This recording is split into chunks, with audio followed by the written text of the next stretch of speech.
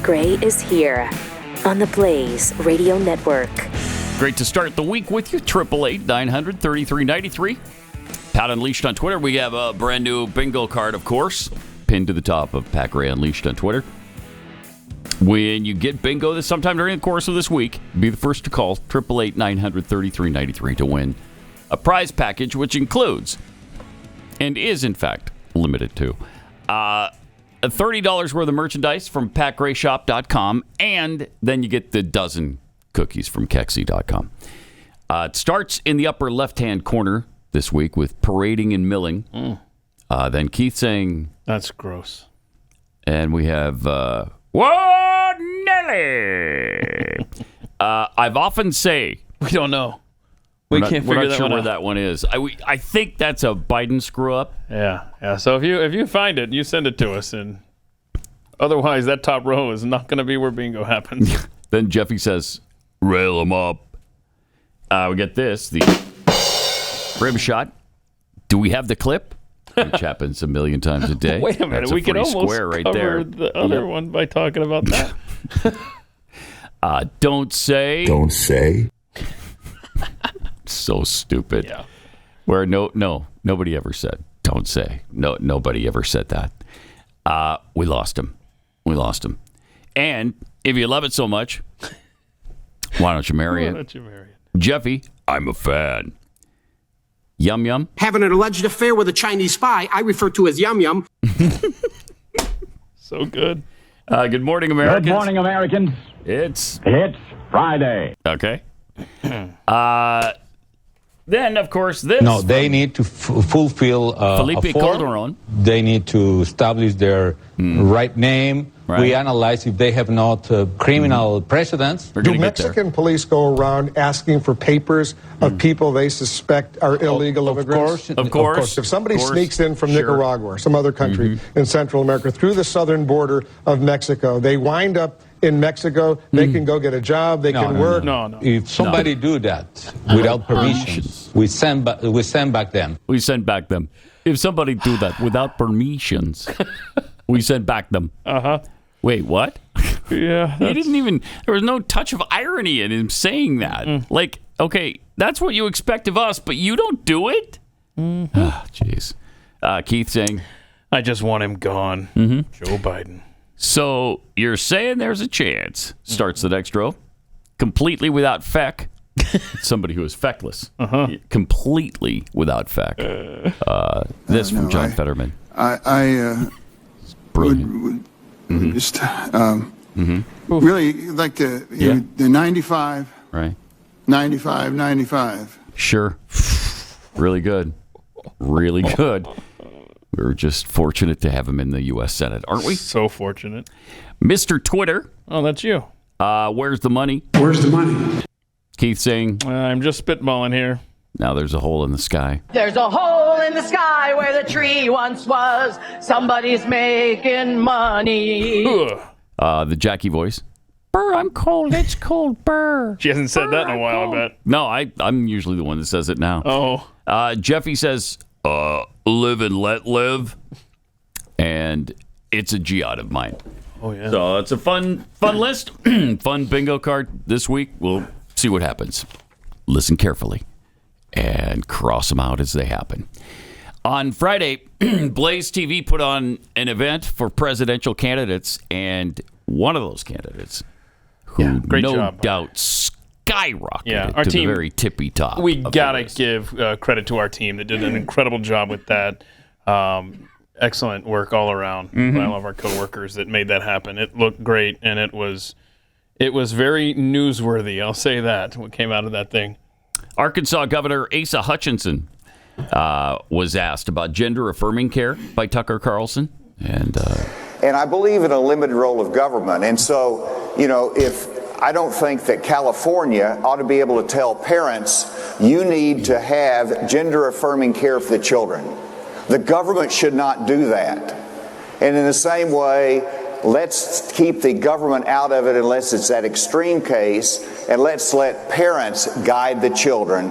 I stand with parents. So, and amen for standing with parents, and I think everyone in the room would agree with that. But the reason I asked the question was not to bring up a sore subject, which I know that it is, but to ask if in the subsequent 2 years, you had said that you drew the line at castration of physical altercation of a child's body because it's permanent. But in the subsequent 2 years, I think we've learned that hormone therapy for prepubescent children is permanent. It changes the bone structure, it changes the brain of the child. A lot of people believe, including me, that it destroys the child's life, but it is permanent.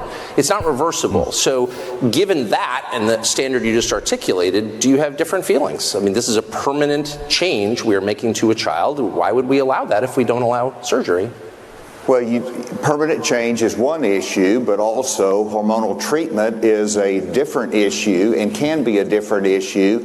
And whenever you look at the bill that I vetoed, there was not any grandfather clause in there. Again, I respect legislators that have a different view, but I think independently, I think of the parents, I think of the Constitution, and actually the court, if you read the decision of the federal judge that struck it down as unconstitutional, really sided with parents as well. But how is it treatment? I guess that's my question. If you have a child who's born a boy, I want to become a girl. He hasn't gone through puberty yet. He's say 10.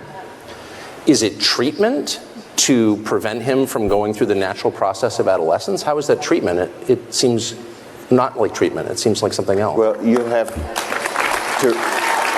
Tucker, I hope that we'll be able to talk about some issues. I know that. Well, this is one of the biggest issues in the country, and I think every person in this room would agree that it is a central issue because these are children who are being altered permanently, and you can defend that alteration, that change, if you like, but there's really no debate about whether or not it's permanent.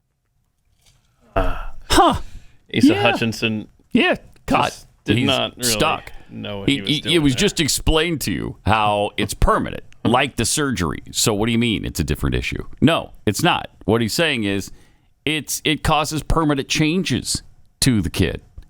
Okay, so that's just one issue. Yeah. Okay. Asa messed up on. Sure. I'm sure he was. He probably hit a home run on the next one. Because it was the border. Oh, yeah, okay. That's easy, right? Mm-hmm. Border's easy. Mm-hmm. But why wouldn't you just create a human wall of American military personnel and just kind of fix the problem immediately? We could afford to do that. We don't want to do that for some reason. What am I missing? Well, a couple points there. First of all, the military is always an option that might be needed at some point.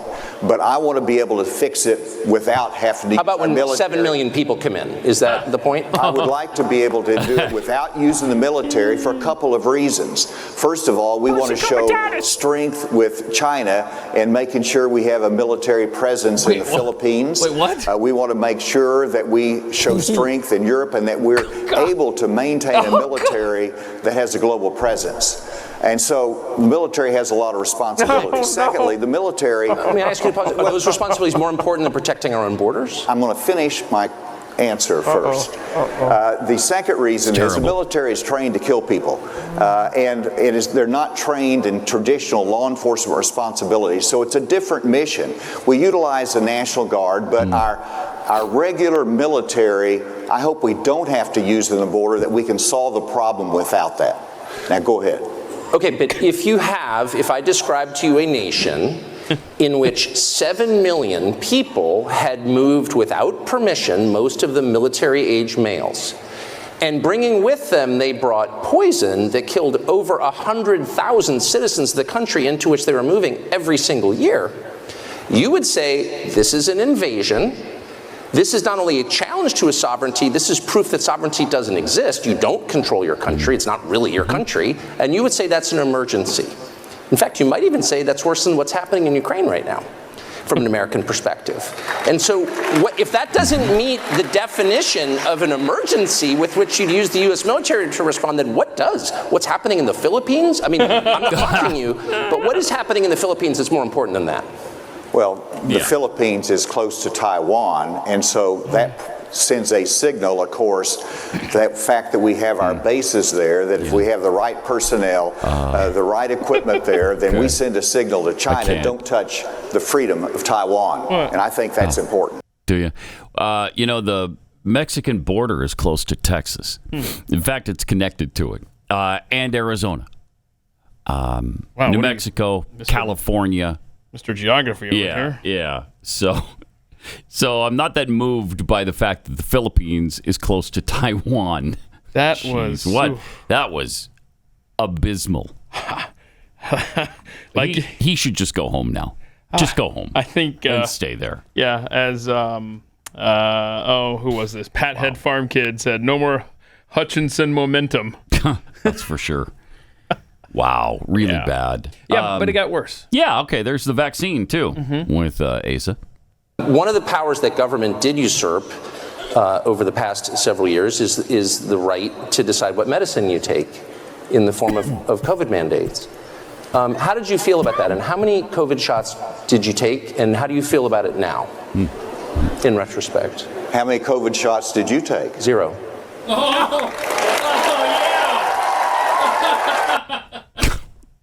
I don't think he was ready for that one. COVID shots did you take?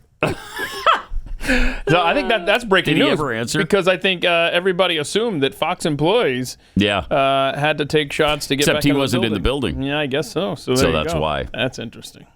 It does a show in Maine, right?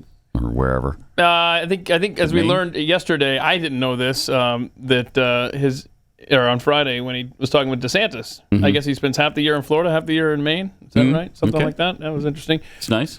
Yeah. It's nice. Yeah, me too. Except not at all. Boy. Not like that. No. Just the one house. With this temperature right now. Oh. I'd like to be doing the show in Montana. Yeah, no kidding. Although yesterday was beautiful. Yesterday was amazing. I mean, we had 104, 105, 103, 81 at 2 o'clock in the afternoon yesterday. I think it got up to 89 or 90. Oh, you must have been under a rain. But that's incredible. That's amazing.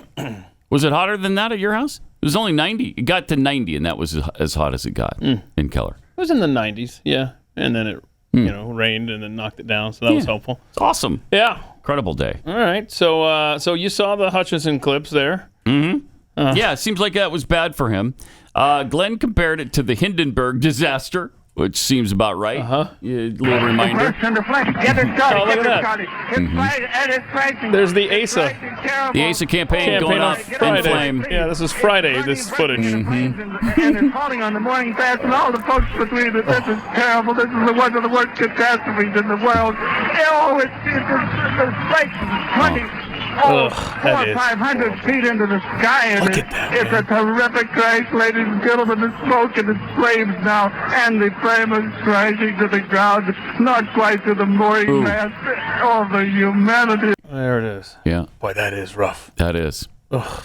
It still kind of jars you. Yeah. 100 years later. Jeez. Hutchinson wasn't the only one who had a campaign-destroying day, though, up on stage in Iowa. No. Mike Pence was discussing U.S. aid to Ukraine when this happened. We're saying maybe January we'll let somebody transfer some jets. I'm sorry, Mr. Vice President. Have you? I know you're running for president. You are distressed that the Ukrainians don't have enough American tanks. Every city in the United States has become much worse over the past 3 years. Yeah. Drive around. There's not one city that's gotten better in the United States, and it's visible. Our economy has degraded. The suicide rate has jumped. Public filth and disorder and crime have exponentially increased, and yet your concern is that the Ukrainians, a country most people can't find on a map, who've received tens of billions of U.S. tax dollars, don't have enough tanks. I think it's a fair question to ask, where's the concern for the United States in that? Well, it's not my concern. Well, what was that? Tucker, I've heard that routine from you before, but that's not my concern. What do you mean that's not your concern? You're running for president of the United States. What do you mean? What a bizarre thing to say. Yeah. That's not your concern? Yeah, I've watched that clip probably 10 times, and I still can't figure out what he was trying to say. What do you mean that's not your concern? Yeah, the state of the American economy and our American cities, that's not my concern. Not my concern. My concern is Ukraine as American president. Okay. That's all right. Yeah. Wow, that's bizarre. I think this. You can cross Mike Pence off the list as well. That's right. Oh. Not like he was ever on the list necessarily, but still. And I think in relation to both Asa Hutchinson and Mike Pence's response to the state of America, I thought this tweet from Congressman Wesley Hunt kind of summed it up nicely there as far as our situation there. What do we got there? Roughly 100,000 Americans are killed annually because of fentanyl overdoses, courtesy of Mexican drug cartels, a wide-open southern border, and a steady supply of poison from China. The number one threat to the United States homeland is a border we won't secure and the people who refuse to secure it, full stop. Yeah, that's not really my concern. Not your concern. That's not really my concern. Thank you for sharing that, Wesley. But that's I've heard you say that before, but it's not really my concern. You know my routine. Okay. Jeez. Golly. So the crowd actually... This was a nice crowd. They were a kind crowd, but they actually did boo Mike Pence. I hope so. Which was stunning. Jeez. And as Steve Dace pointed out during the coverage, you can go ahead and mark Mike Pence booed by crowd off your Pat Gray bingo card, because that definitely occurred. Man, that was just shocking. Crazy. Wow. Also on stage with Tucker was presidential hopeful Vivek Ramaswamy, who explained what caused January 6th. You want to know what caused January 6th? Is pervasive censorship in this country in the lead up to January 6th. You tell people in this country they cannot speak, that is when they scream. You tell people they cannot scream, that is when they tear things down. And so the reality is, we were told that you could not question where the virus came from when we all knew it came from a lab in Wuhan, which now they admit. We were told that you could not send a private message to someone on the eve of an election that Hunter Biden's laptop story was actually a true story worth considering before an election. You were systematically suppressed. So think about this. You told you had to be locked down, had to take a vaccine that was mandated and forced down your throat, stay locked down in your home while Antifa and BLM roam and burn the streets of this country. So that's the lead up of one full year of telling people you have to shut up, sit down, and do as you're told. And then you tell them, okay, there's an election where you didn't get the information that you needed, such as the Hunter Biden laptop story being real and suppressed. That's what caused January 6th, is a cycle of censorship in this country. And until we look ourselves in the mirror and admit truth on that, we will not move forward as a country. And I think that's the real cause. And I'm sorry to say this, Tucker, but I think until we reckon with that reality, I worry that is the beginning of, it's a friendly parley compared to what's to come, unless we step up and speak truth, restore integrity, and actually lead us to who we are as a people, rather than sweeping the truth under the rug. Wow. A little different than Asa and Pence. A little bit. A little different. A little bit.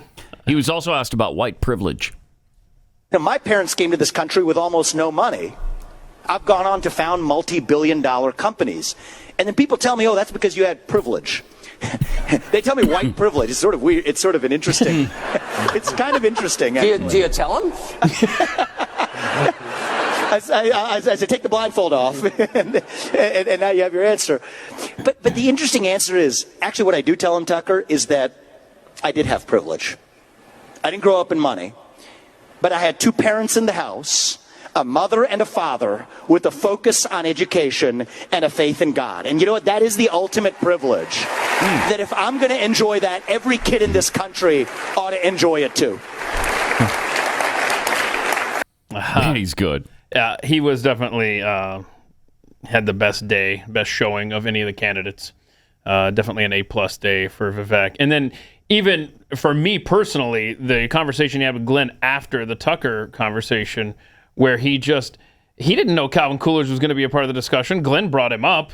And then for Vivek to know Calvin Coolidge's birthday was July 4th, I mean, that earned brownie points with me. Yeah. It sure did. Pretty good. And, people keep talking about his connection to, like, the Soros fellowship thing. He's explained that. Yeah.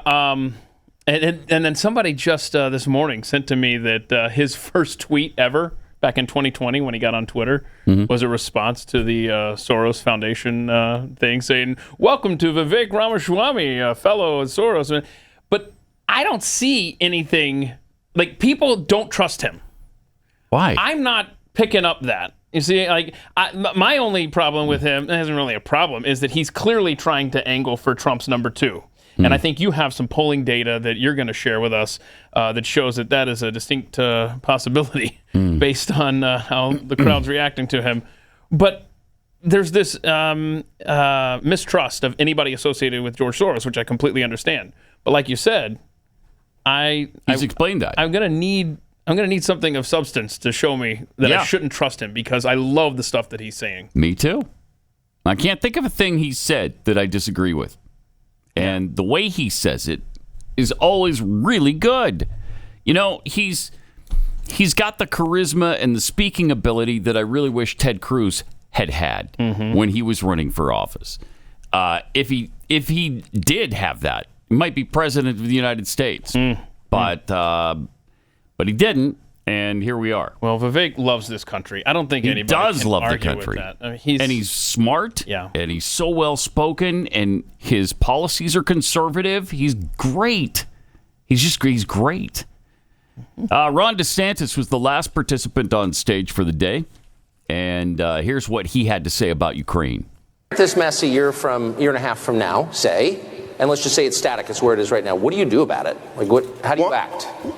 One, Europe needs to do more. This is their backyard. Right. We have NATO countries that don't produce support for their own defenses, and we're supposed to do it, and we're taking away weapons and ammo that could go to respond to contingencies overseas. So we would do more in terms of the Pacific, and the goal should be to bring it to a conclusion. You bring it to a conclusion in a way that's a sustainable peace and that doesn't reward aggression. And you have to be able to use different levers that you have. I mean, for example, one of the leverages I would use vis-a-vis Russia is I would do our own energy exploration and send it over to Europe so they don't have to rely on Putin. I would stop giving Iran a free pass like Biden is because they're funding Russia. So we have some ability to use this, but the goal should be we cannot have a quagmire that goes on for years and years. And seeing Biden put those troops there, I can tell you, we cannot have American troops in Ukraine. That is a total non-starter. Nice. Good. And by the way, that reminds me of Vivek really laid out a coherent plan on bringing peace to the Ukraine-Russian situation, which I appreciated as well. Because you're not hearing a lot of that. You're hearing, I could end it in 5 minutes. Right. But you're not hearing how detailed, and I really appreciated that from Vivek as well yesterday. And this was the last question of the day. So let me just end with a shallow question based on speculation. Do you think Biden will be the Democratic nominee? Honestly, I go back and forth because as an incumbent president, unless he's willing to step aside, I don't think they can get him out of there.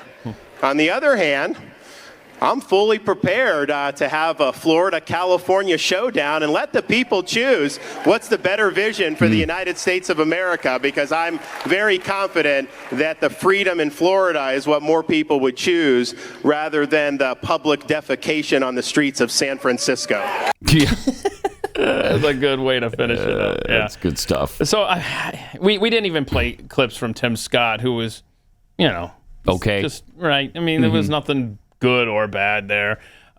Nikki Haley, I tell you, she answered the questions well, but it made me like her even less because she just is such a politician. And she knows how to answer these questions in a politician sort of way.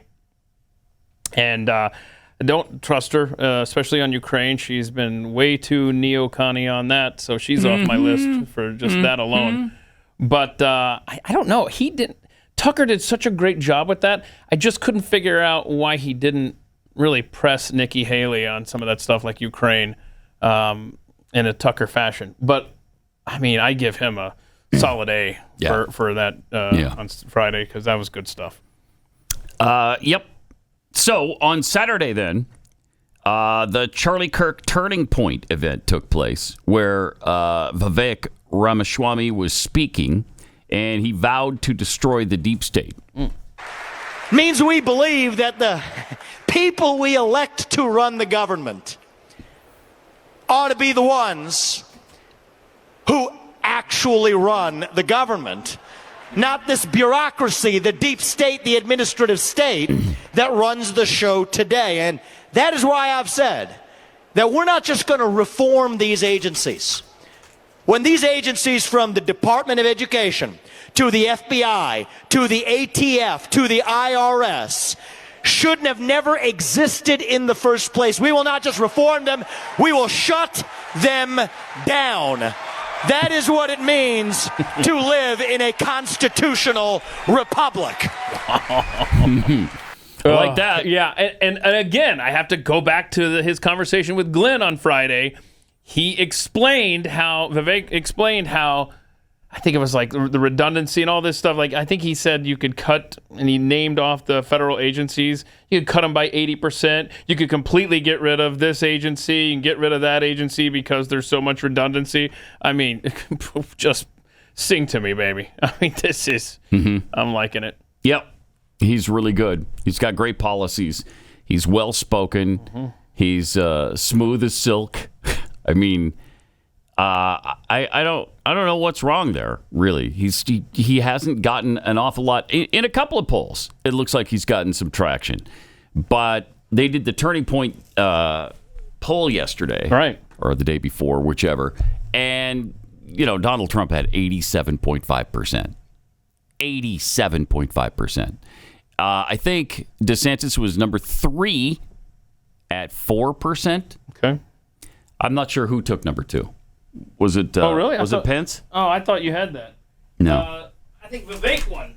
Vivek place. was second? Yeah, I thought you had that. No, I think he was at 2%. If I remember correctly. I'll have to find that later. I don't know. We'll look for that. But I know that the one that stuck out in my mind was Trump's 87.5%. It was his crowd. And Here we go. Let me see if I got this here. Let's see here. 51%. Okay. Oh, this is the interesting stat here. I thought this is what you had. I'm sorry. 51% of respondents picked Vivek as their second choice. So, let's see. Yeah. So, I mean, that was, and that's the role he wants. I think it's pretty obvious.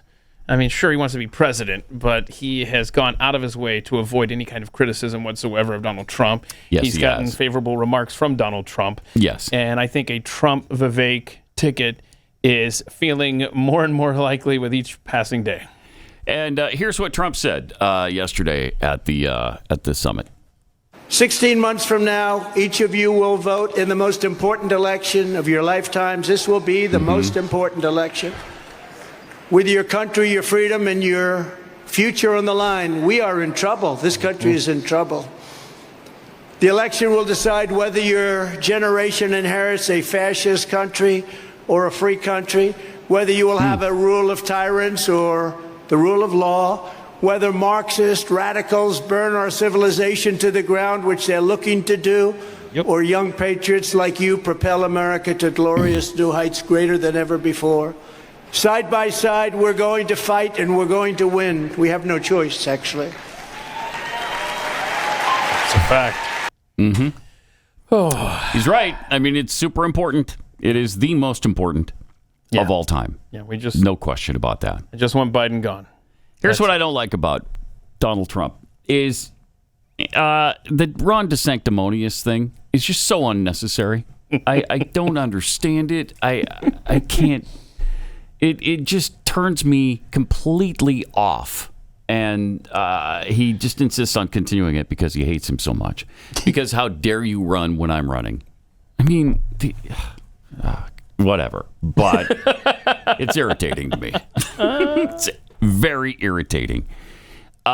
So Charlie Kirk announced the results from the stage, highlighting the fact that Ramaswamy did take second. Yeah, it was Ramaswamy rather than DeSantis. Nikki Haley, Mike Pence, Chris Christie got a fat 0. And wait, why would you go with that descriptor for the score of it was Chris just Christie? A really big fat. This is how Donald Trump put it too.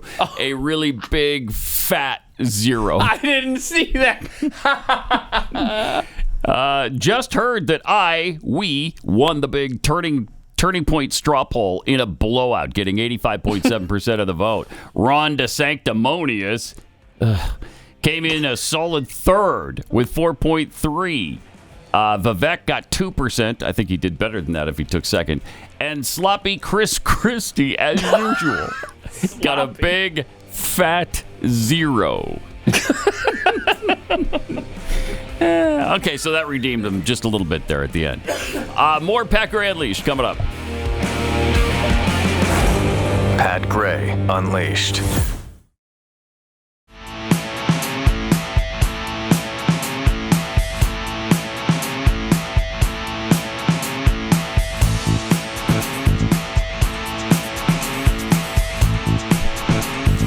Got some tweets here. Sons of Thunder 43 tweets, if running for president was like The Bachelorette, Asa Hutchinson would not be getting a rose. No. I guess Asa Hutchinson would be home by now. Jeffy for president tweets, Asa Hutchinson gives off a slight Kamala vibe. That's true. Tamara B, Asa Hutchinson and Mike Pence can leave the presidential race now. Both of them crashed and burned. The Steve 42, I'll put Mike Pence on the list just so I can cross him off the list. Happy Pappy 61, pound for pound, Chris Christie is by far the worst 2024 presidential candidate. Republican presidential candidate. Yeah. Pound for pound. Pound for pound. Lieutenant Heavy Rock, Vivek is great, except for the fact that he would allow trans people to stay in the military. We cannot have mentally ill people having access to weapons of war. That's interesting. Bunter Hayden, crack cocaine connoisseur. So when are they going to attack Vivek as a white supremacist slave owner? I mean, it probably already have. Conservatarians, hard truth about Taiwan. We wouldn't have to worry about defending Taiwan if we built our own crap here. And Jimmy Dimples. Side note, Pence, you convinced me to vote for Trump back in 2016. Thank you very much for that. That'll be all now. Can we also see the Benny Johnson tweet from Friday? Because I think he said some nice things about, there's the delicious irony that Glenn Beck and Tucker Carlson, who were both treated so disrespectfully by Fox News, decimated the GOP field and broke more news in one day together than the last 20 Fox debated combined. Should not be lost here. Epic. Kind of a run-on sentence. I think he said last. Good. I think he meant to say the last 20 Fox debates. Fox debates. Yeah, combined should not be lost here. That's right. That's right. Epic media revenge arc story. I love that. So true. Great analysis. So true. And he's right. They were both treated like garbage by Fox at the end. Now, Tucker has been so good about it, though. I mean, he has really taken the high road about Fox, and he claims not to be angry at all. Just going about his business. Fine. I understand. It was a business decision. They didn't want me there, so that was an whatever. Interesting. There's so much there from that event. I mean, it's so worth your subscription. Yeah. BlazeTV.com/. And you can still watch it, by the way. Yeah. But use promo code PAT30. Get your $30 off, and the entire event, not just the candidate interviews with Tucker, but the hour afterward between Glenn and Tucker is so insightful on all this stuff with Fox. So I please spend some time, and a great job again by our team and our colleagues there. And Tucker did a great job as well. So while Republicans were holding their events, the Democrats were at Netroots USA, where Representative Ilhan Omar talked to the crowd about how much they hate Israel. Isn't that wonderful? And we definitely need people who know what it's like to experience occupation. Whether it is in Ukraine or Palestinian people who have now experienced occupation and displacement for 75 years. Why don't you maybe, just maybe, it's a thought here, learn something about that situation and what happened 75 years ago when the stinking Palestinians could have had their separate state. They were offered it. It was given to them by the UN. And they turned it down. Why? Because they wanted to destroy Israel and take all the land. So they got together with the Arab states and went after them and lost time after time after time. I'm so tired of this. It's just absolute.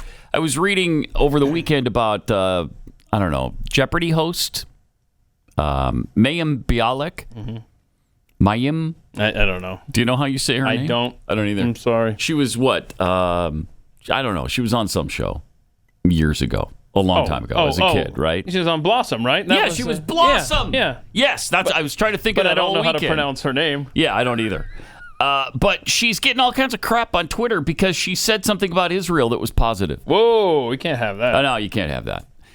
I guess she actually admits to being a Zionist. She says she's a liberal Zionist. And I'm looking for the exact tweet because it was so both sides. I mean, it was bizarre, and people hate her guts for it. Where is it? Jeez. By the name, you might think, okay, well, she's obviously Israeli or Israeli in her ancestry. Maybe she's Jewish, I would think. And obviously, she's going to be pro-Israel, right? But no, I guess you can't be. Once she said, I'm a proud and active Jew. I'm a liberal. I'm a Zionist, which means I believe in the right of Israel to exist as a safe and protected identity. The Palestinians also have a right to a free state. Wait, what? How do you get mad at that? How are you pissed off by that? Well, because she said she believes Israel should exist. So she's a Zionist, and I guess if you like Palestinians, you can't think Israel can exist. Yeah. By the way, speaking of Israel, did you see over the weekend, Benjamin Netanyahu apparently fainted, passed out there. He complained of chest pain beforehand. Then he ended up passing out, hit his head, and then made a message and said we should all drink more water. I'm sure that's just dehydrated. And probably get more vaccines. Am I right? Was that part of it, too? Wow, what a stretch. we should drink more water. I wasn't even going there. And get more vaccines. I was just going to suggest maybe you drink more water. Right. But okay. Yeah. So I don't know what. Oh, I see. So you're trying to. Yeah. Oh, my gosh. I would have never gone there in a million years, Pat. Really? Yeah. Wouldn't you have? Yeah. Huh. That's interesting. I guess I totally misread the room. Yeah, I totally misread the room. I hate when I do that. Damn. Can we go back to Ilhan Omar for a second? I have never ever seen this woman speak without looking at notes or a script. Yeah, she can't. I have never seen her just off the cuff say anything. She can't. Oh, no, one time she did, right? It was some people did something. I think that's literally the only time the woman has ever gone off script. Jeez. Anyway, do we have something else from that stupid... the pro-Palestinian protesters started shouting down speakers. Oh, yes. And Representative Pramila Jayapal jumped in. I'll just leave.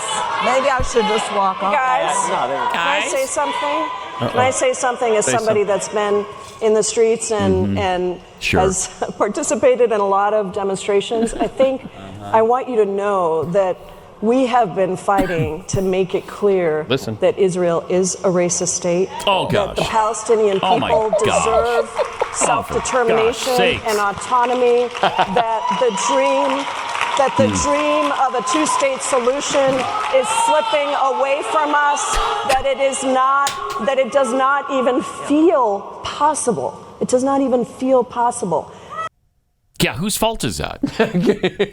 Whose fault is that? It is squarely on the Palestinians. Jeez. It's a fun event there. That's a fun event. You want to go to Netroots, man. That's where I want to be. Compare that to the events the GOP was having this weekend. You've got a bunch of Israel haters up on stage, and they won't even let them talk. That's how radical they are. Right. They don't hate enough. Yeah. They don't want to, at least they won't say they want to destroy Israel. So short of that, I guess you're going to be shouted down by these butthooks. While all of that was happening this weekend, Joe Biden was in Finland, where he apparently attempted to eat a small child. This is just horrific. Oh, look at that. Oh, yep. He's not done. He's not done. She doesn't like it. Bro, get the idiot hell away. Holy cow. Gross. That's gross. He's gross. That's gross. I just want him gone. Not like that. Yeah. And he wouldn't get the hint for quite some time. No, a man's been rejected by girls his whole life. And it continues on. Look at this. That's why he had to shower with his daughter. Oh, God. Oh, that poor thing. She just does and the not parents, like it. man, don't be just standing there. Pull her away, man. I know. Hey, thanks for assaulting my daughter. Yeah. Goodbye now. Yeah. Oh, Thanks, my old man. gosh. That was brilliant. What a freak. Also, Vice President Kamala Harris was giving a speech about climate change. And she explained a very interesting plan. Mm-hmm. When we invest in clean energy and electric vehicles and reduce population, more of our children can breathe clean air and drink clean water. What's the problem? Oh, wait. I'm sorry. What was the problem? And reduce population? Oh. How are we going to do that? Is that a problem? Not if you're a eugenicist, I guess. Not if you're a progressive who wants to eliminate when the we invest in undesirables. clean energy and electric vehicles and reduce population, more of our children can breathe clean air and drink clean water. You just said the quiet part out loud. I thought that was a no-no for these people. Did she, Pat? Did she? She did. Yeah, she did. Or She maybe, did. as the White House very quickly corrected the record for us. Oh, did they? Yeah. Oh, okay. What was the correction on that? Oh, here it is. I have. When we invest in clean energy and electric vehicles and reduce pollution, they crossed out population. Yeah. More of our children can breathe clean air and drink clean water. She didn't say that. Applause. I'm sorry, that's not what she said. And yes, she said the quiet part out loud by saying reduce population. Damn straight that is she the did. Vice President of the United States that just suggested we reduce the population. I wonder What do you think is on their agenda here? They want to get rid of a certain percentage of us. They really do. That's how committed they are to this Gaia situation. Gaia. I can't take it. I tried to watch another documentary because it was really interesting. Have you seen Earthstorm? I think it's on Netflix. Earthstorms, and it features volcanoes, tornadoes, hurricanes, and earthquakes. Okay. And so I thought, okay, I don't want to be bombarded with a bunch of BS on climate change, so I'll watch earthquakes. Gave it a shot. Right? Okay. They should be able I to see. get through earthquakes. So there's different episodes each topic. Yes. And you went to earthquakes thinking, hey, I'll avoid the... Right. Nope. Okay. You can't avoid it on the earthquake thing, but it was kept to a minimum on the earthquakes, because what are you going to say about earthquakes? They'll try. They do try. They do. So then I thought, all right, I'll try hurricanes. Let's see, because there have been scant few hurricanes to hit the United States coastline in the last 15 years. There's been a couple. We've had 2 bad years, I think, in the last 17. Okay, ever since 2005, which is now 18 years ago, we've had less hurricanes than normal. So I thought, all right, let's give it. Oh, Give my it a gosh. shot. It just bombards your senses. Every sentence contains the phrase climate change. Climate change propaganda, every other word. Oh, it's the worst. It's so awful. And not only that, and I want to ask Joe Bastardi about this, because we're going to be talking to him in, half an hour, 45 minutes. Famous something weatherman, like that. yep.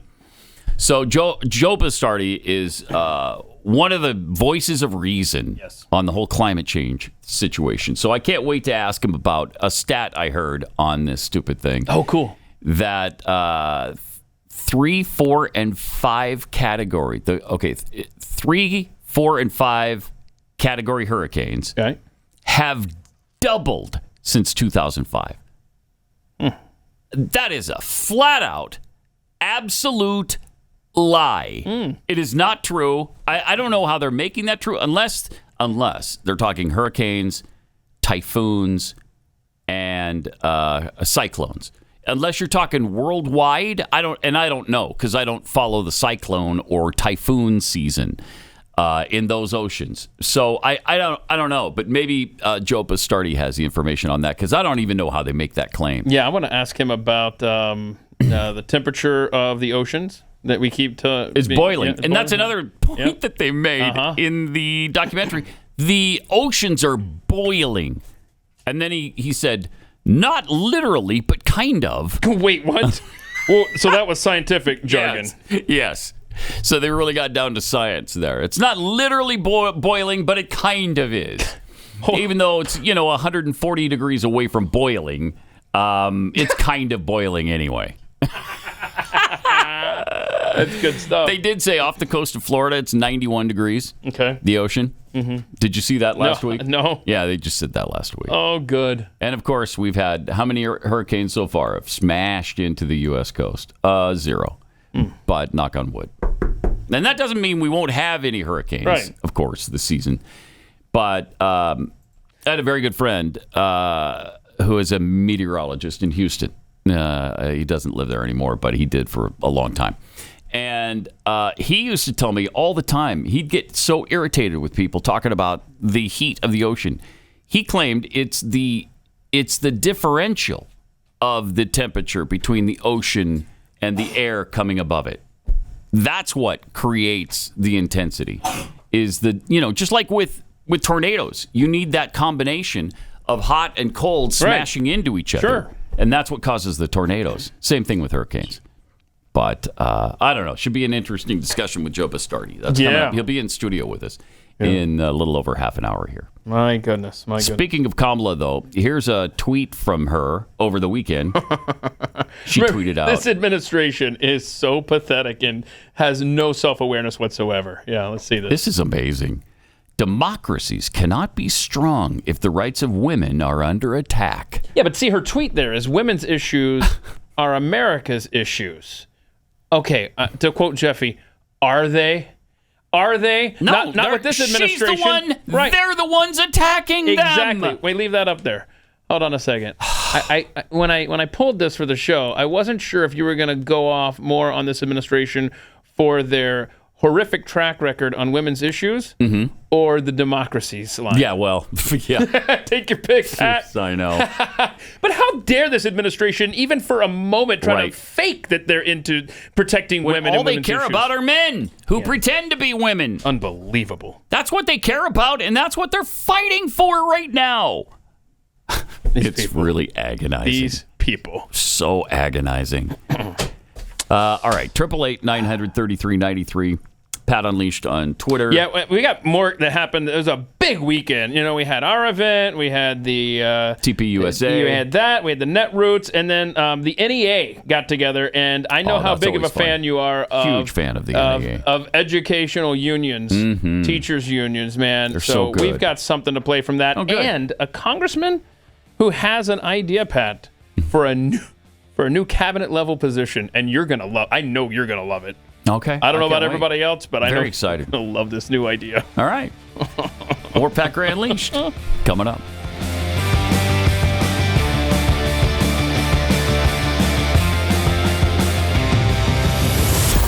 Pat Gray Unleashed.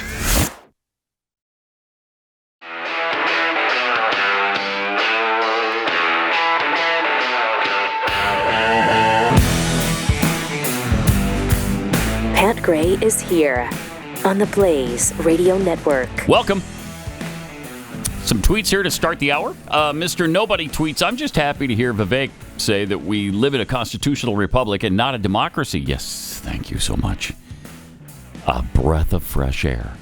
To my knowledge, he's the first of all candidates, Republican or Democrat, to say it. Gary D. Can Chris Christie punch above his weight? Oh. No one can punch above that weight. That's impossible. Goodness. That is absolutely impossible. We ask a lot of our candidates. We want the perfect candidate, but don't be, setting the bar such a ridiculously high level. Yeah. It's like asking the Titanic to fly. Okay? You can't.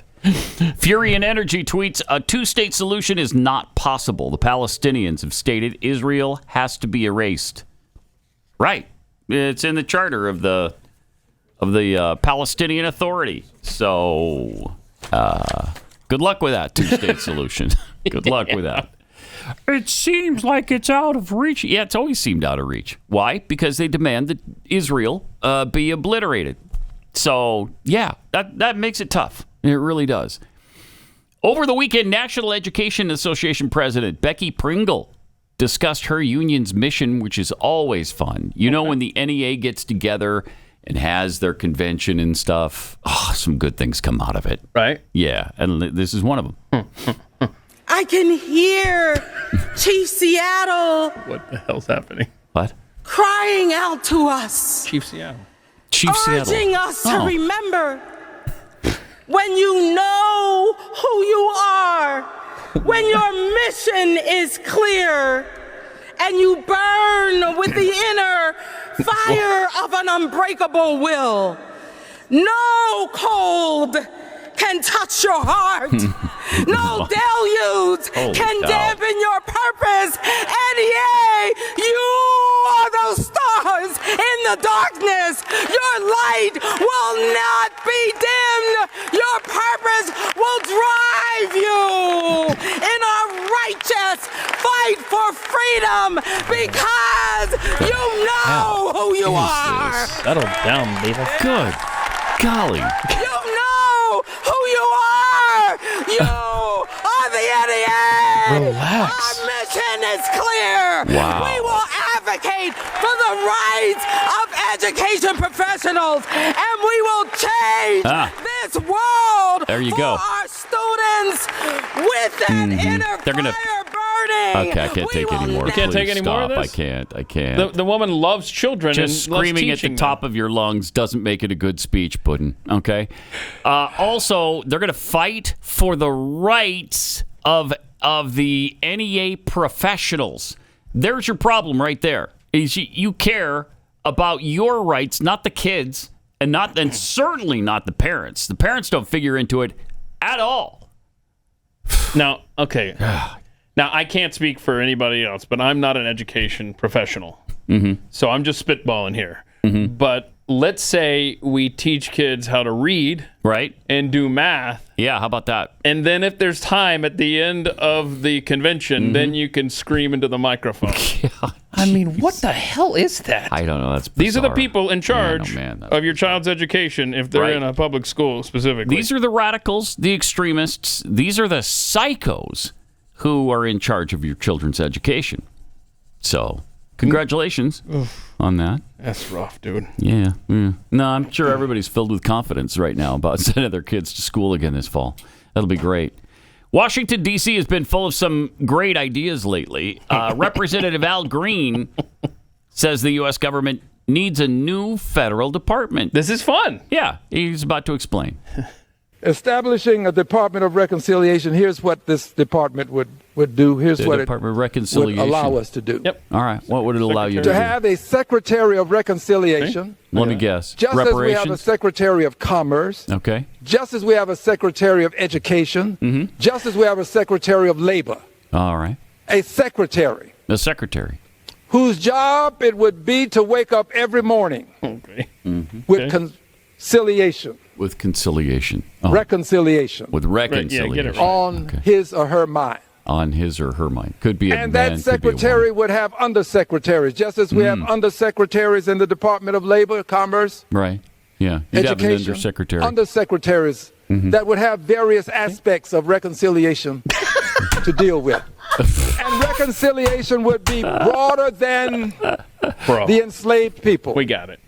Reconciliation would also include others. Who?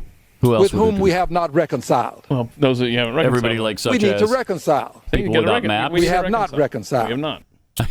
Sweet Lord. What a weird. Holy cow. And he'd been thinking about that for a while. You know what we need is a Department of Reconciliation with not just a Department of Reconciliation secretary, but a Department of Reconciliation undersecretary who's under the secretary. So what if we had an undersecretary who works on some aspects of reconciliation, and then the secretary is over some other aspects of the reconciliation? How would you like that gig? Oh, man. I'm the secretary. I'm the undersecretary. I'm the undersecretary of reconciliation in the Department of Reconciliation. Well, I bet you would have a more specific name because you'd be the undersecretary of reconciliation focused on Native peoples. Okay. Right? And then you would have all these different... What if I want to be over all BIPOCs?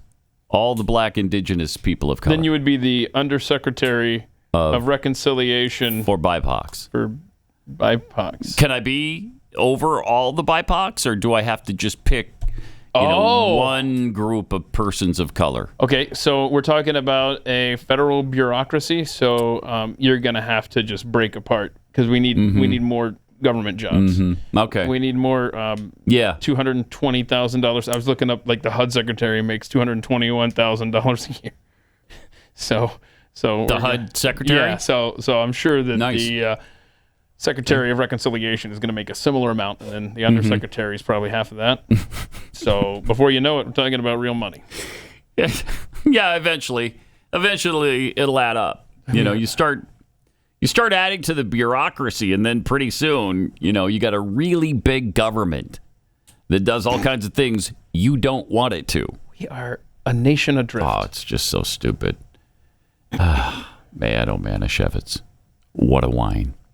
Have you ever heard of time blindness? Oh, time blindness. After today, you could say you have.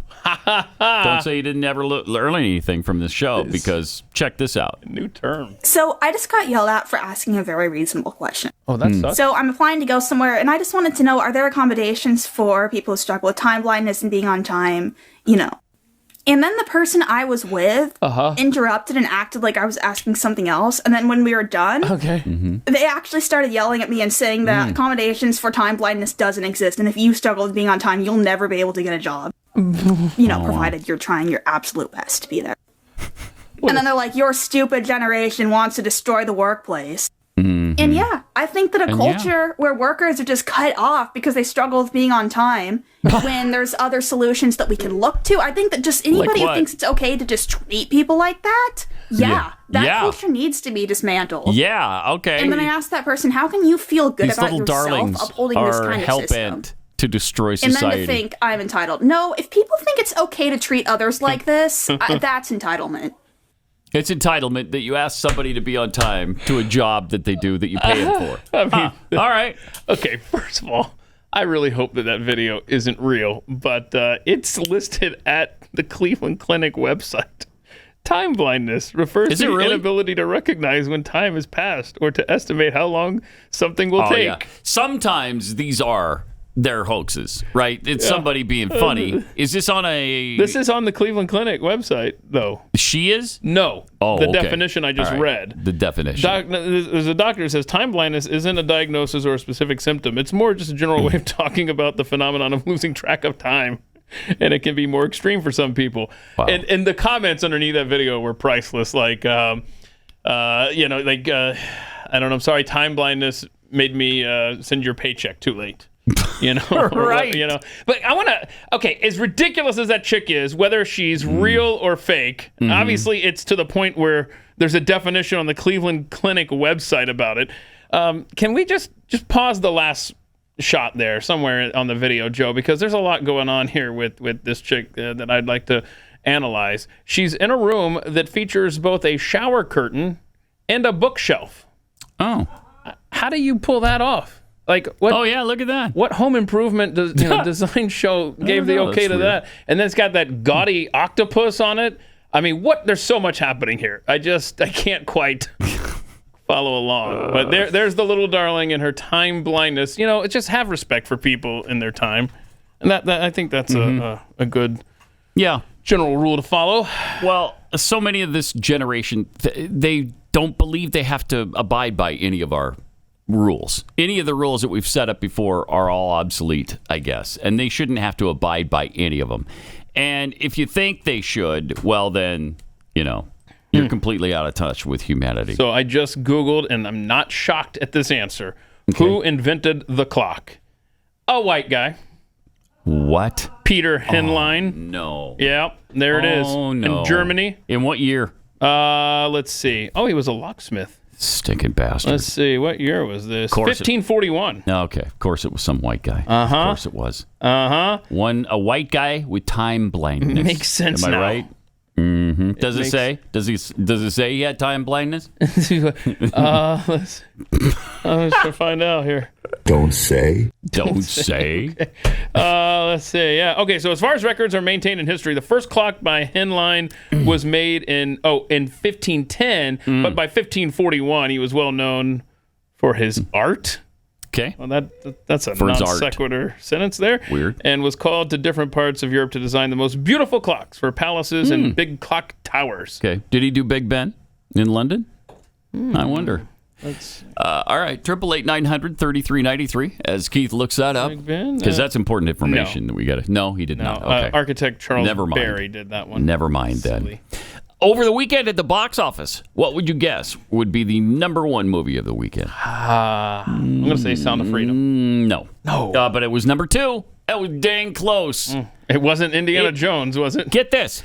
It went up at the box office for the weekend. 37%. More theaters. And is there my any gosh. credence, Chris? I see a lot of people online saying that they're turning the air conditioning off at these. Yes. Oh, my gosh. They're trying to sabotage the movie by turning off the air conditioning at certain theaters or messing with the, messing with the feed, whatever. It's just despicable. Yes. Mission Impossible, Dead Reckoning, Part 1, the Tom Cruise movie. But, I mean, not by as much as you would think. It brought in $56 million for the weekend to Sound of Freedom's $27 million. That's astounding. For it to outdo its first weekend in the second is almost unheard of. That just doesn't happen. Yeah, and I saw on IMDb, I think it was 8.4 out of 10 on the ratings last time I checked. So that's really good to see. Yeah. It's an important movie. Sure so is. Please see it if Sure you is. can. So Mission Impossible, $56.2 million. It's made $80 million since it came out. It came out like last Wednesday, or so it wasn't just over the weekend. But I think Tuesday afternoon I saw the first showings being done. So it's been out since really last Tuesday, and it's made $80 million since it came out, which is a little light, frankly. Can I just point out, light. Last week I asked the room how many Mission Impossibles there are. We're up to 7. 7. Right? And 8 as of next year. Okay. All right. So because this is just part 1. Oh, okay. So it's a two-parter. So I remember when the first one came out, I was really excited to see it because it featured the soundtrack was made by Larry Mullen Jr. and Adam Clayton, the drummer and the bassist for U2. I thought they did a great job with that. That was that really electronic down, down, down, down. So they took the theme song from the TV show and really jazzed it up, electrified it. Yeah. So that was a good movie. That was a good movie. So last night, Carrie and I watched Mission Impossible 2. Because we want to now catch up. We're 23 years behind. Okay. Oh my gosh, that may be the worst movie of all time. What? Mission Impossible 2? Really? Oh, it's so bad. I don't remember it being bad. So I would ask that maybe take a break from documentaries. What happens in that one? Where is that located? That is located. Is that the one where he goes Spain? Spain. That's right. Okay, so that's when. So he's not climbing that really tall building in Malaysia. No. He's rock maybe climbing that's at the 3. beginning. Okay. And I then like that he's one. got the love interest You don't like it. that they ship off to the island with their ex-boyfriend. They go to the horse race track. Okay. Yeah. I swear. It's been a long time. Even if you just watch the last 30 minutes, because I looked it up, it got like awards for action sequences. These are the dumbest thing, and I'm like, things weren't that bad in the year 2000. It's not like I'm watching something from 1972.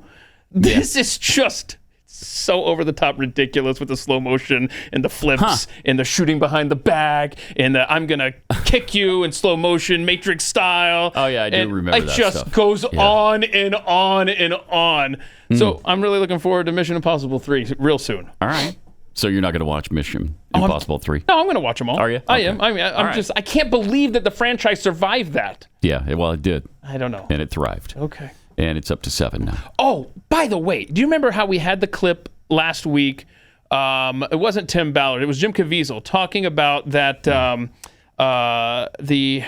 was it anachrome? The thing when the kids scream. Yeah, andromachrome or chrome or something. And so I got a tweet from a padhead, Kyle, who said, isn't that, and what it is, it's like horrific. Adrenaline, right? It's like when kids scream and they know they're going to die and then He's like, isn't that the plot of Monsters, Inc.?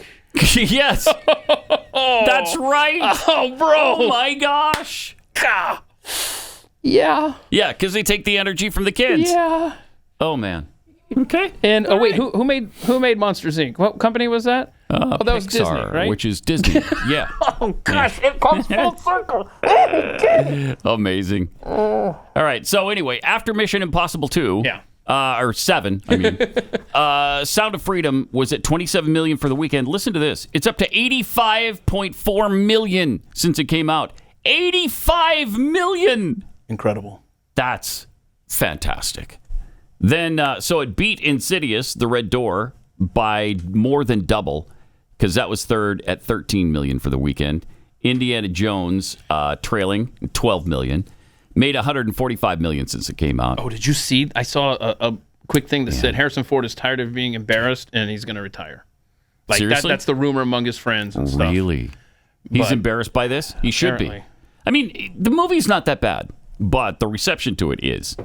But it's great because it's a Disney property. And then right after Indiana Jones and the Dial of Destiny is Elemental, which is a bigger flop, really, than, well, maybe not, because Indiana Jones cost $300 million to make and then another $100 million, probably $400 million to make and market.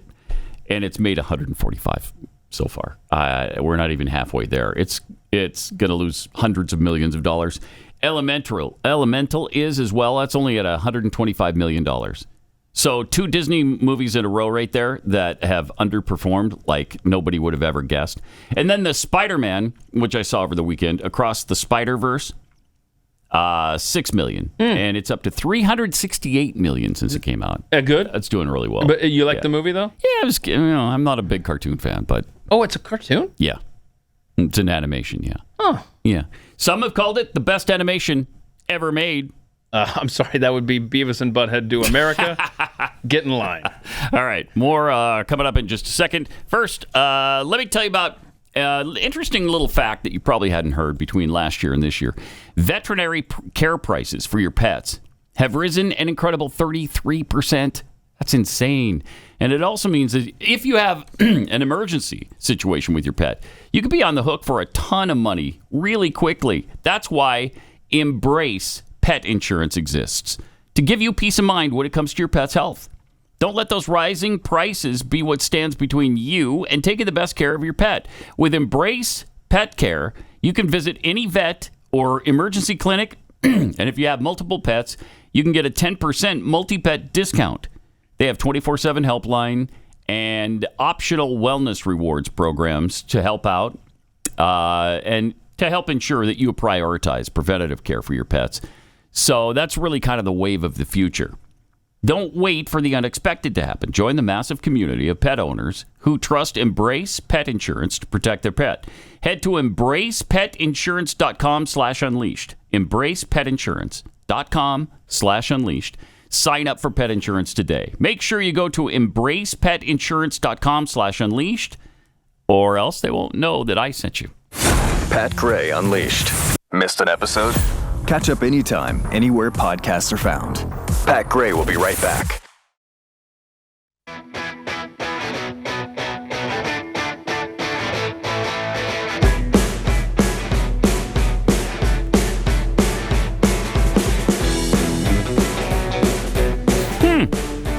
This is interesting. Aircraft lavatories have been getting smaller and smaller as airlines try to squeeze in more seats.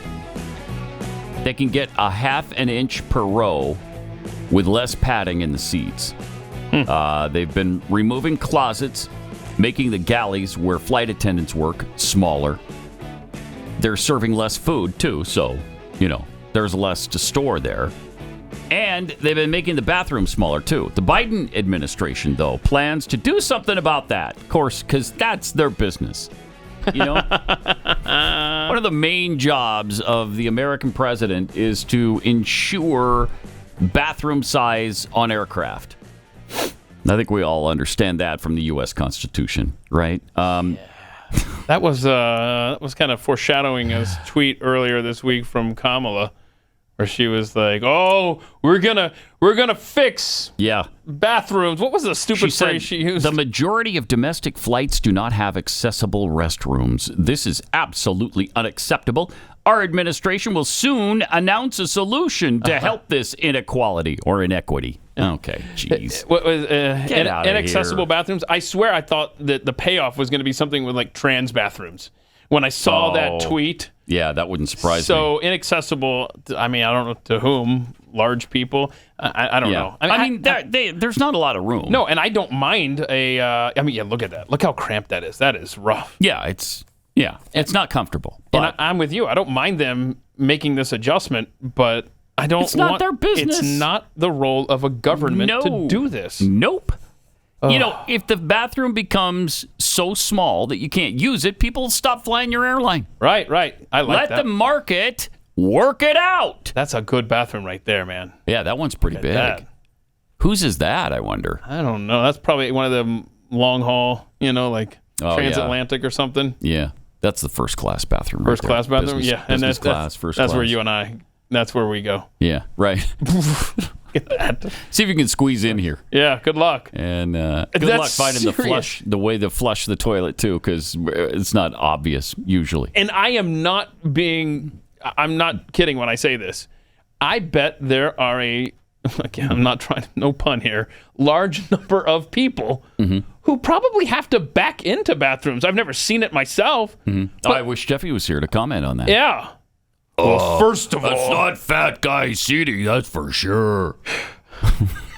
That would actually, can you imagine though? First of all, if we were a true free market society, how great would that be to be the first company to say, yeah, we have... you know what? We're going to have a luxurious, really nice bathroom. Yeah, just fly the friendly skies for our porta potty setup. I mean... Yes, somebody will innovate that. Somebody will do that. You could put like brass. You could just make it nice. Yeah, make it just a luxury bathroom. You could. Southwest Airline for your luxurious bathroom needs. I would be surprised if they led the way in that. But you would be surprised? I'd be surprised. Well, they have their niche with 2 bags fly free. Right, I like that. I constantly take advantage of. Thank you very much. That. So, I mean, let the free market figure this out. Right. Ugh, government. The only problem with Southwest is they don't fly out of DFW, right? Yeah, they play just Love Field. Love Field. Yeah, Love Field's easier anyway. I despise DFW Airport. No, it's confusing. Really confusing. All right. We got Joe Bastardi coming up. We'll talk about climate change and more. This is Pat Gray Unleashed.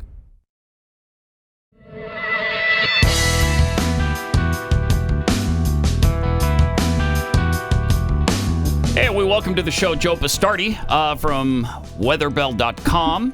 And, of course, Joe is a common sense guy and not a huge proponent of man-caused climate change. Joe, it's been really hot, and like every story on the internet right now is about how hot. It's the hottest time the planet's ever seen, blah, blah, blah, blah, blah. It's hot in Europe. It's hot here in the U.S. It's hot. So is the planet warming? Yes, the planet is warming, but what they're doing is, and I wrote a book on it, The Weaponization of Weather in a Phony Climate War, right? They're weaponizing the weather. You could see this coming. You can see this coming. It even is actually 2 chapters in the book on COVID, how COVID, is going to be a warm-up for what they're going to try to do with climate controls and things like that. But, the so-called global temperature, it's fascinating. The reason why the global temperature has been tipped so warm is because of abnormal warmth just north of Antarctica. There's a narrow strip of temperatures that are 15 to 20 degrees Celsius above normal. And you say, well, how the heck? That's a lot. That's a lot. No, the reason that happens is there's excess water vapor in the air, and when water vapor, people don't understand the function of water vapor. See, the colder it is, the less water vapor you need to make it warmer. For instance, when it's minus 40, 1/10 of a gram per kilogram of water vapor will warm the temperature, correlate to a 10-degree warming. I've said that for years. You need. Well, that's important because the bulk of the warming is occurring in the northern latitudes at cold times of the year, or like what we're seeing now, the southern latitudes around Antarctica, right? Yeah. So, I tell people, guess what's going on down there? It's way above normal, but it's snowing much more than normal, and it's cloudy, and all this other stuff's going on. But that gets factored in. If you go from where 99.9% of human beings and lives thrive, it's a push right now. Oh, well, my gosh, it's getting hot in Texas in the Southwest. We had one of the coolest, wettest springs on record in the western part of the United States. We have wildfires are at record lows right now. And, Weatherbell, we're telling people, that's not going to last because the cool, wet spring we had and all the snow, guess what? More foliage. Guess what happens when it dries out? Hello, it catches right? fire. So what'll happen is, and we'll see if I'm right, in October, they'll say, that's the worst wildfires we've ever seen in October. Well, it was set up because of the fact that the weather was going the other way. Oh, see, that's climate extremes, right? It went one way to the other. This has been happening time eternal. And you know what my problem is, Pat and Keith? I know what happened before. See, you get punished for today is very, very weird from when I grew up when I was a kid in the 60s and 70s. You were sort of punished for what you didn't know. Let's say you get a question on a test, you don't know it. You get now you get guys like me who say, well, wait a minute. How did Providence, Rhode Island go under 13 feet of water in 1938? It's not like it's New Orleans, right? Right. Or how did the 1927 flood occur in Mount Pelier, Vermont, which was a lot worse than what we just saw. Right. There were over 1,000. And they're calling it unprecedented. No, it's unprecedented in their narrow time frame of 40 to 50 years, all right? And when they say unprecedented, well, more like, for instance, Al Gore uses a classic situation where, oh, well, look at all the damage that's being done. Okay, if you drove Hurricane Hazel into Myrtle Beach today, it'd probably be a $500 billion storm. Right. But in 1954, Hazel went in October 14th. Hazel goes in as a Category 4 on the North Carolina coast. It's mind-boggling to see a storm that strong, that late, that far north, right? But it causes, what, $100 million of damage because there was nothing there, all right? So this idea that you could just, and I wrote an article on CFAC called Marxist Meteorological Misinformation Media or whatever it is. This is classic Marxist presentation of the weather. And I'll tell you why. People go, oh, you're saying that stuff. Think about what they did, the Soviet Union, the Nazis did. They told elements of truth but didn't tell you the whole truth. Now, did they? Right? So what we see here, and it comes down to spiritual matters to me, if truth is a trait of God, can we agree on that? If we're believers here, truth. And what is non-truth or hiding the truth or hiding the total picture, which would contradict Proverbs 25:2 says, it's the glory of God to conceal a matter, to search that matter out the glory of kings. What happens when men start concealing things? Who are they playing? Okay, what better challenge? You guys would probably all think alike that the state is trying to replace God. All right, so I mean, I don't know how you can't come to that conclusion given the idea that we're supposed to be dependent on God. And you know, my personal opinion is all these challenges we see today make you understand, hey, there's a devil, he's working, I can't beat him as a human, who do I turn to? See, that's how I keep myself sane in an insane world, all right? But what happens is, when you are concealing the total picture, when you don't tell people, hey, we just had the coldest May and June back-to-back in the Arctic on record, right, north of 80 degrees north. All right, or how cold it's been in India, or how cold it was in China before it got warm, right? Or we had snow in Morocco the last 2 weeks of May. Now, of course, it's boiling away over there now. They're very, very hot. But when you don't tell people these things, and all they hear is the same thing, and as I said, the weaponization of weather. Yep. Right. Yep. And what's interesting about that term, I came up with it back in. Hillary Clinton actually inspired me to do that. We had a Hurricane Hermine was hitting Florida on September 11th. September 11th is the height of the hurricane season in 2006. It was a Category 1 hurricane. At the height of the hurricane season hitting Florida. Shock, right? She goes, well, this is a sign of what global warming is going to do. What? Got hurricane hits in Florida, right? Yeah. So I said, they're weaponizing the weather. And then the late Rush Limbaugh, I heard him start using that term. And so there was a chapter in my first book, Weaponization of Weather, and I was sitting on set with Hannity, and in 2019, he says, you have to write, and I don't know if you met Sean, he's really powerful person. You have to write a book on that. I go, I'm not writing another book. Writing books are a pain in the neck. This is, by the way, this is a very good book, Dark Future. But I said, I'm not writing, right? But I said, you know something? The more I thought about it, the more I think it has to come out. You have to understand what's going on here. And if you look beneath the surface, you will find it if you want to find it. Yeah. Yeah. So, so the weather, the temperature has gone up. Is it still 0.9 degrees in the last 100 years Celsius, 0.9 Celsius, or is it more than that now? Well, it's higher. It's a little bit higher than that, but it's you got to understand, the warmer it gets, the harder it is to get warmer. And the reason why is because you need a continual input of new energy to continue to elevate the temperature. That's why if you look at the geological time scale, and by the way, folks, do you know we're in the climate optimum right now? Oh, what does that mean? Yeah, we're in a climate optimum. We're not quite as warm as we've been in some of the other eras. So this is the sweet spot then. We're in the sweet spot. Okay. And it's not like, yeah, it's where we grow food. You're exactly right. And the earth has never been greener.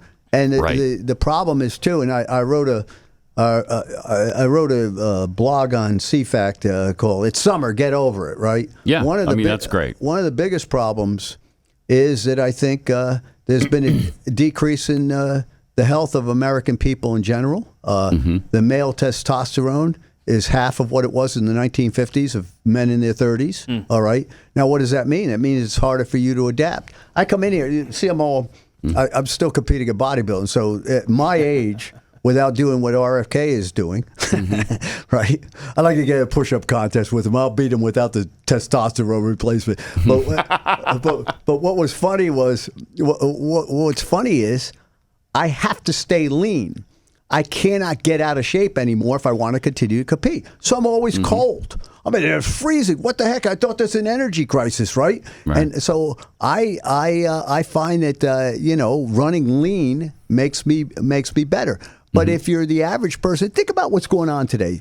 Think about your average Washington Post climate editor. He goes into work at 7 in the morning, and maybe it's 75, 76 degrees, air conditioned all day, right? Comes out, it's 91, 92. This is a hellish hot hole. Last year, that's what Washington, D.C. was 0.1 Fahrenheit above normal for the summer. Jeez. And they wrote an article, what a hellish hot hole summer has become in Washington, right? So it's because people are just out of shape and they're not able to regulate? That has something to do with it. Has something to do with the complacency and comfort that we're given. Listen, I grew up in College Station in the early 60s, and it wasn't as bad as it was in the 50s. I mean, my dad's an Aggie. In fact, I still go down there all the time. And the 1954 Bear Bryant team is legendary because of that 1954 heat wave. 118 guys went out to Junction, and only 22 came back, and they went 1-9, but that became the Southwest Conference champion. The heat wave of the 50s was unbelievable. The heat wave in the 30s. Right. You want to know something? My dad was a meteorologist, all right? So he would tell me how bad the weather was when he was growing up as a kid. I said, sure, you walk both ways uphill in the snow, but backwards in bare feet, right? When I started researching it, like so often happens when you, with that generation, you find out they knew what they were talking about. Right. Now, the average Texas rancher or farmer, he knows how to cope with this heat, but does the average person that has been told that you're being set upon and this is the worst ever, right? How do they cope with it? So, Pat watched a documentary over the weekend, and they made a claim that I think he wants you to address here. What was it? What did they say? They claimed that Category 3, 4, and 5 hurricanes have doubled since 2005. Is that outrageous? I mean, I'm like, no. Where are you getting that? No, hold on a second. What they did was they took a stretch of years, right? We went from 2006 to 2017 with no major landfall hurricanes. Right? Yeah. And here's the other thing. This is why I've got something called the power and impact scale, where what we have to do is instead of playing around with the Saffir-Simpson scale, if there's a 120-mile-an-hour wind that's 1 mile wide, you'll get a Category 3 or 4 rating, right? I want to look at the size of the storms, how far out the hurricane force winds extend. 1944 Great Atlantic Hurricane. First of all, it stripped 50% of the screws off the plane that went in to visit it, right? They found a diameter of hurricane force winds of 500 miles, right? Now, contrast that with, and that was a Category 4, contrast that with Ian, whose diameter of hurricane force winds was 100 miles. Or Donna versus Ian, or Betsy versus Ida. My son and I were down Louisiana for Ida. We're in Baton Rouge, right? The storm's 100 miles southeast of us, and it's like there's nothing going on here. It's like a backdoor cold front, Atlantic City, northeast 20 gusts to 30, right? Betsy at the same time was causing wind gusts to over 100 miles an hour in Baton Rouge, right? Finally, we wound up in a parking garage in Hammond, and we saw the show we wanted to see with that particular hurricane. But the hurricane was right on top of us, right? You take Betsy versus Carla versus Harvey. What was what happened with Harvey was it got trapped by a cold upper air low, right? So you've got all this tropical moisture coming in, and there is an increase in condensation processes where you have tropical moisture, and because the air is cooling, it rains more. Stick the band over Houston for a day, guess what happens, right? Yeah. But if Harvey had kept moving like Carla did, right? Yeah. Well, if Harvey had kept moving like Carla did, Harvey wouldn't have had that rain. Now think about this. Harvey's diameters, hurricane force winds extend from Corpus up to maybe Matagorda, a little in there. Carla gave hurricane force winds to every station on the Texas Gulf Coast. Think about that. Think of the magnitude. Yeah, yet they're incredible. both Category 4s. And Carla's the one, wasn't that the one that made Dan Rather famous? Wasn't he the one that was out on the beach being blown around? My point is the energy of the hurricanes. These are fist of furies now instead of these widespread. And listen to this. If you're going to get a major hurricane hit on the United States, and they won't tell you this. It occurs at phase 2 of the Madden-Julian oscillation. People, what the heck's right? Sure. Yeah. Keith has talked about the Madden-Julian oscillation a lot. But that's important to understand that, okay? And they develop within 2 days of the coast, which is good for guys like me because, I had an article in CFAC 9 days before Hurricane Ian. Attention, Governor DeSantis, right? You could see that hurricane coming as plain as the nose in my face. As a matter of fact, when last year's hurricane season did not get cranking up, I said, I see what's going on now. There's a distortion of the energy pattern in the tropics because the Earth is warming to the north more than it's warming over the tropics.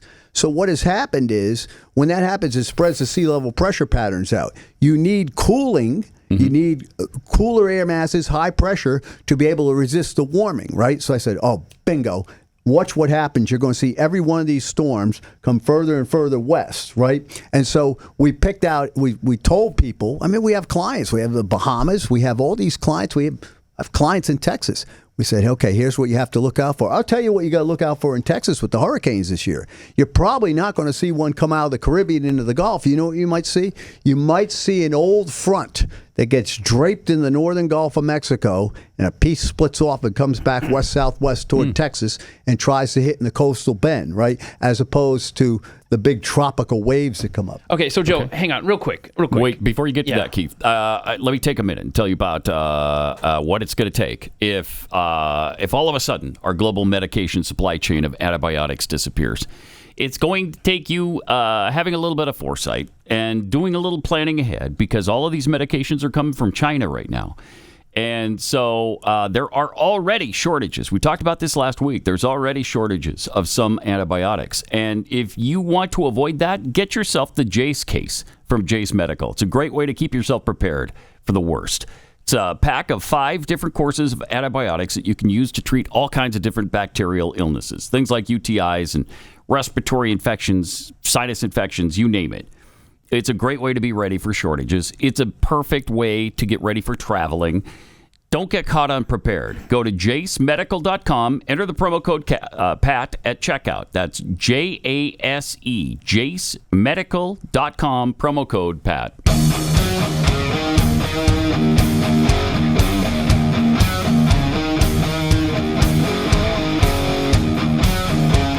Pat Gray Unleashed.